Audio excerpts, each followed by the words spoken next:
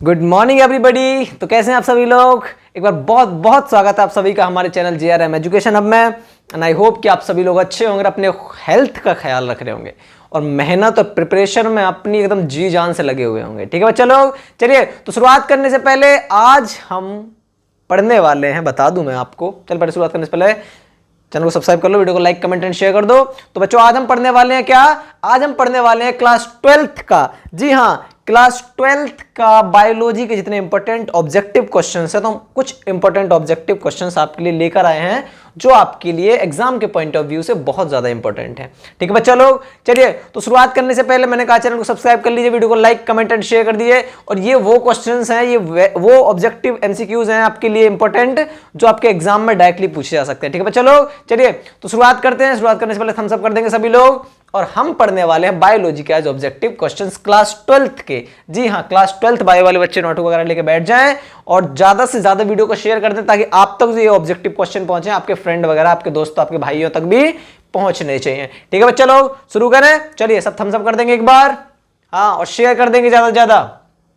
हो गया, चलिए तो पहला क्वेश्चन है, इंपॉर्टेंट है, बहुत इजी क्वेश्चन लाए हैं। पहला तो कि एम्ब्रियो सैक जो होता है is to ovule, sorry embryo sac is to ovule as, ये तो मैंने भर ही दिया है ना, is pollen grain is to an anther. वो कह रहा है कि जिस तरीके से ओव्यूल में क्या बनता है, ओव्यूल से क्या बनता है, एक तरीके से एम्ब्रियो होता नहीं होता है, एम्ब्रियो सैक जो है वो किसमें होता है, ओव्यूल में। उसी तरीके से एंथर पे क्या होता है, एंथर पर क्या होता है, तो pollen grains is to an anther. जिस तरीके से एम्ब्रियो सैक जो है वो ओव्यूल से रिलेटेड है, उसी तरीके से पोलन ग्रेन्स क्या है बेटा, एंथर से रिलेटेड है। ठीक है बच्चा लोग, चलिए नेक्स्ट क्वेश्चन देखेंगे आप सभी लोग।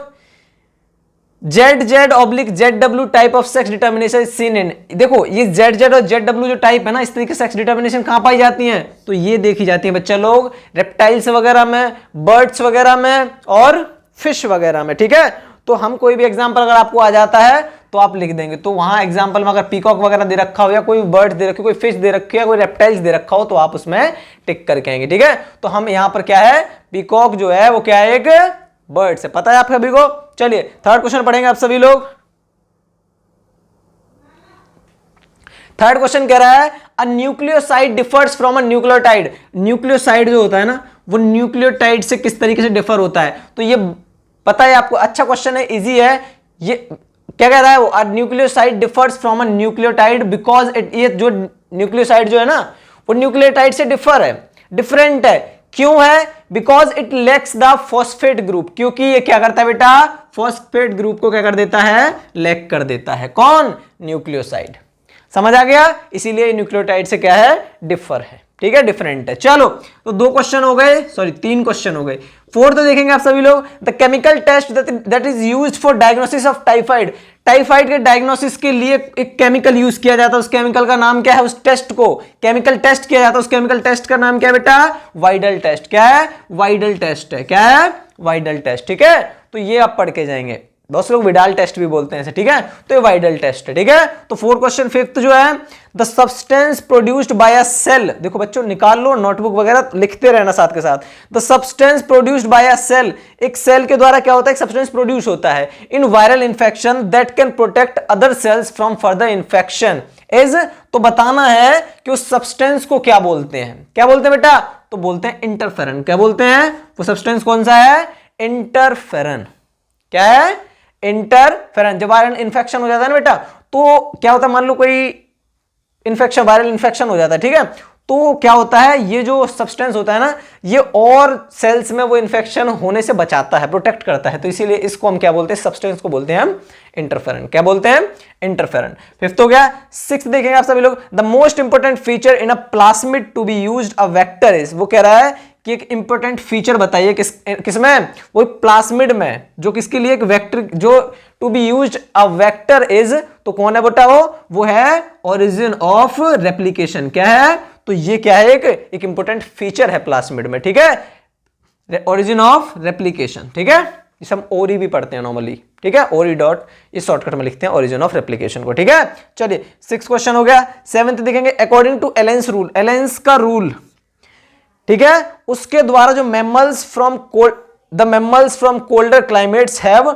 जो कोल्डर क्लाइमेट्स के जो मैमल्स होते हैं ना, उनमें क्या चीजें पाई जाती हैं? एलेंस ने ये रूल बताया था, क्या पाई जाती हैं कि शॉर्टर ईयर्स पाए जाते हैं, छोटे छोटे कान पाए जाते हैं उनके, और शॉर्टर लिम्स पाए जाते हैं, छोटे छोटे लिम्स पाए जाते हैं उनके, ठीक है। तो shorter years and shorter limbs जो कोल्डर क्लाइमेट से आते हैं वो मैमल्स के, ठीक है। चलिए 8th देखेंगे आप सभी लोग, which of the forest plants control the light condition at the ground. वो कह रहा है कि वो कौन सा फॉरेस्ट प्लांट है जो ग्राउंड पर लाइट की कंडीशन को कंट्रोल करता है। क्या करता है? कंट्रोल करता है। तो टॉल ट्रीज हैं, जो लंबे लंबे ट्रीज होते हैं ना, टॉल ट्रीज, तो वो जो फॉरेस्ट प्लांट हैं, क्या कहते हैं? तो जो टॉल ट्रीज होते हैं ना, वो क्या करते हैं, जो ग्राउंड पर क्या कहते हैं लाइट कंडीशन है उसको क्या करते हैं बेटा? कंट्रोल करते हैं, ठीक है। तो 8th क्वेश्चन हो गया। 9th क्वेश्चन देखेंगे सभी लोग। अब देखो लिख के लाए अच्छी तरीके से, आप भी लिख लो इसी तरीके से, ठीक है।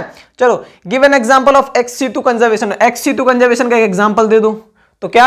एक्वेरियम हो गया, बोटेनिकल गार्डन। एक तो एक्वेरियम होगा, मैंने 2 लिख दिए एक की जगह, ठीक है। बोटेनिकल गार्डन, ये दोनों ही टाइप के और भी हैं। तो एक्वेरियम्स और बोटेनिकल गार्डन ये क्या है? इसके एग्जांपल है किसके? ex-situ कंजर्वेशन के, ठीक है। चलो last question, 10th question important है, देखेंगे। ऑर्टिकोलॉजी इज अ, वो कह रहा है कि ऑर्टिकोलॉजी क्या है? तो ये क्या होता है? एक relation of an individual to its environment. एक इंडिविजुअल की रिलेशन है किससे? एनवायरमेंट से, ठीक है। तो relation of an individual to its environment, ठीक है।